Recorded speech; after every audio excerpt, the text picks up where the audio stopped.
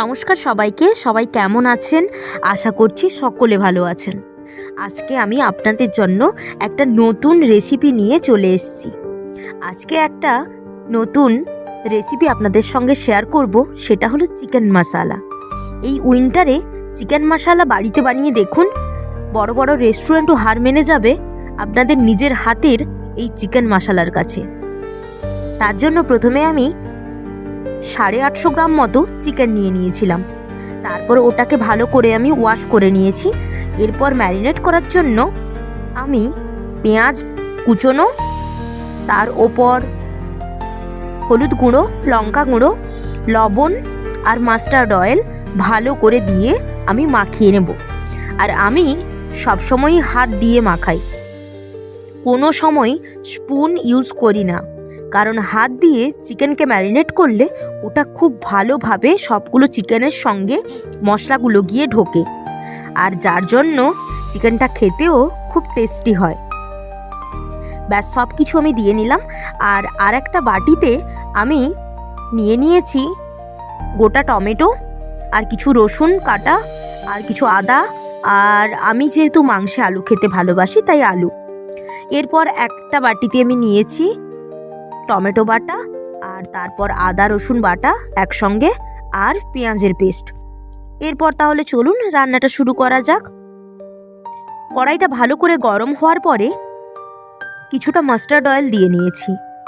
আমি পুরো রান্নাটাই মাস্টার্ড অয়েলে করেছি, আপনারা চাইলে যে যার ইচ্ছে মতো অয়েল ইউজ করতে পারেন। এরপর তেলটা গরম হওয়ার পরে অল্প পরিমাণ চিনি দিয়ে নিয়েছি। চিনিটা যখন দেখবেন যে লাল লাল একটা আভা বেরোচ্ছে, মানে লাল লাল একটা ভাব চলে এসছে চিনির মধ্যে, তখনই বুঝে নিতে হবে চিনিটা পাক হয়ে গেছে। বেশি আবার চিনিটা লাল করা যাবে না বা একদম খয়েরি করা যাবে না, তখন কিন্তু রান্নাটা ভালো হবে না, চিনিটা পুড়ে যাচ্ছে তখন ভেবে নিতে হবে। একটু অল্প লাল লাল আভা আসতেই আমি গোটা গরম মশলা কিছু দিয়ে দিয়েছি, দারচিনি, লবঙ্গ, গোলমরিচ। ব্যাস ভালো করে নাড়াচাড়া করে এরপর দিয়ে নিলাম পেঁয়াজ বাটা। পেঁয়াজের যে পেস্টটা ছিল ওটা এরপর দিয়ে নিয়েছি। প্রত্যেকেই দেখবেন পেঁয়াজ বাটা কড়াতে দেওয়ার পরে প্রচুর ছিটোতে থাকে, গায়ে গোটা একদম ছিটিয়ে যায়। ওই জন্য অল্প পরিমাণ আমি লবণও এতে অ্যাড করেছি, লবণ দিয়েছি যাতে ওটা ছেটানোটা বন্ধ হয়। এই যে লবণটা দিলাম।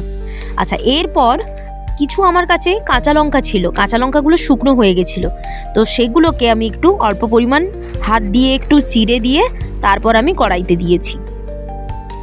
কাঁচা লঙ্কা দিয়ে রান্না করা খুবই ভালো, স্বাস্থ্যের জন্যও ভালো, আর খেতেও ভালো লাগে। একটা বাড়ির রান্না ফিলিংস হয়।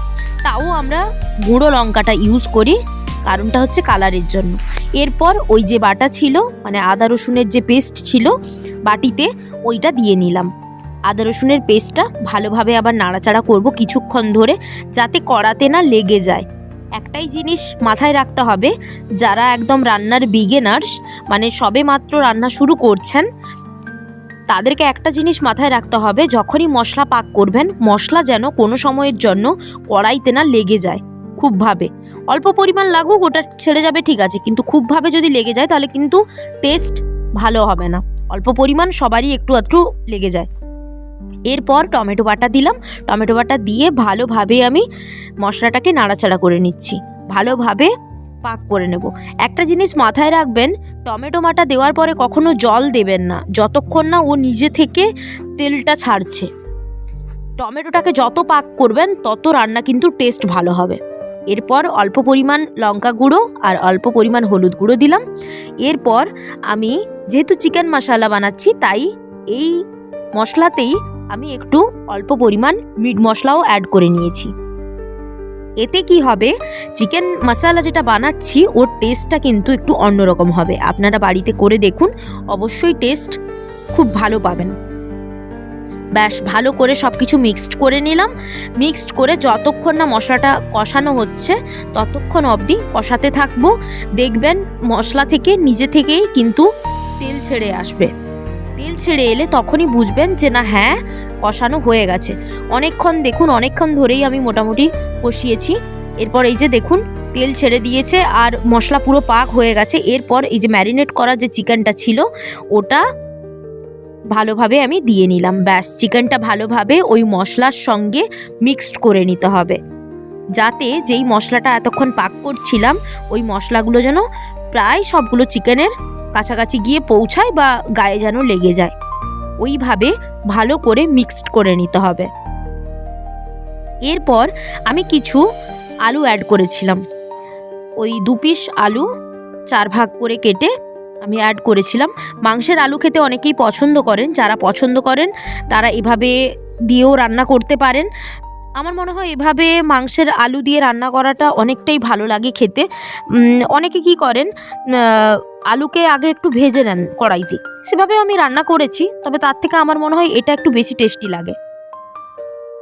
ব্যাস, ভালো করে কষিয়ে নিচ্ছি, ঢাকা দিয়ে দিয়ে কষিয়েছি। এরপর যখন কষানো হয়ে যাবে, যখন মাংসটা একদম কষে আসবে, সেই সময় অল্প পরিমাণ কিন্তু মিট মশলা দেবেন, এতে আরও ভালো লাগে খেতে। অল্প পরিমাণ মিট মশলা দেবেন আর অল্প পরিমাণ আমি গুঁড়ো গরম মশলা দিয়েছি। ব্যাস, ভালো করে তারপর আরও একটু কষিয়ে নিলাম। একটা জিনিস মাথায় রাখবেন, যখন তেল ছাড়বে মাংস থেকে তবেই কিন্তু ভাববেন যে কষানো হয়েছে, তার আগে কিন্তু নয়। যারা নতুন বিগিনার্স রান্নায়, তাদের জন্য আমি এটা বলছি। আর যারা আপনারা রান্না করেন তারা তো অবশ্যই জানেন এই ব্যাপারটা। ব্যাস, ভালোভাবে কষিয়ে নেওয়ার পরে মাংস থেকে তেল ছেড়ে নিয়েছে।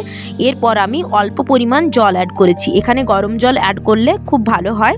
খুব আবার ফুটন্ত জল ইউজ করবেন না, মোটামুটি যেন আপনার বডি নিতে পারে। হাত দিয়ে একটু টেস্ট করবেন যে হ্যাঁ ঠিক আছে, ওই রকম গরম জল দেবেন। ব্যাস, গরম জল একটু, আমি এটা ঠান্ডা জলে অ্যাড করেছি, তবে আপনারা গরম জল চাইলে দিতে পারেন, কিন্তু খুব ফুটন্ত জল নয়, এতে মাংসের টেস্ট নষ্ট হয়। ব্যাস, ভালোভাবে আবার নাড়াচাড়া একটু করে নিলাম, আর ওপর থেকে কিছু ধনেপাতা আমি ছড়িয়ে দিয়েছি। খুব অল্প পরিমাণ মশলাতে, বাড়িতে থাকা মশলা দিয়েই কিন্তু একদম বড় বড় রেস্টুরেন্টের মতো চিকেন মশলা বানিয়ে নিতে পারবেন। আর এই চিকেন মশলা কোনো ফ্রাইড রাইসের সঙ্গে বা বাসন্তী পোলাওর সঙ্গে বা রুটির সঙ্গে, নানের সঙ্গে, সব কিছুর সঙ্গেই কিন্তু যাবে। আজকের ভিডিওটা কেমন লাগলো অবশ্যই কিন্তু জানাবেন, আর প্রত্যেকে বাড়িতে ট্রাই করে আমাকে কমেন্ট করে জানাবেন কেমন হয়েছে। আজকের মতো টাটা। ভালো লেগে থাকলে ভিডিও অবশ্যই like, comment, share and subscribe. পরে আসছি আরও নতুন কিছু ভিডিও নিয়ে।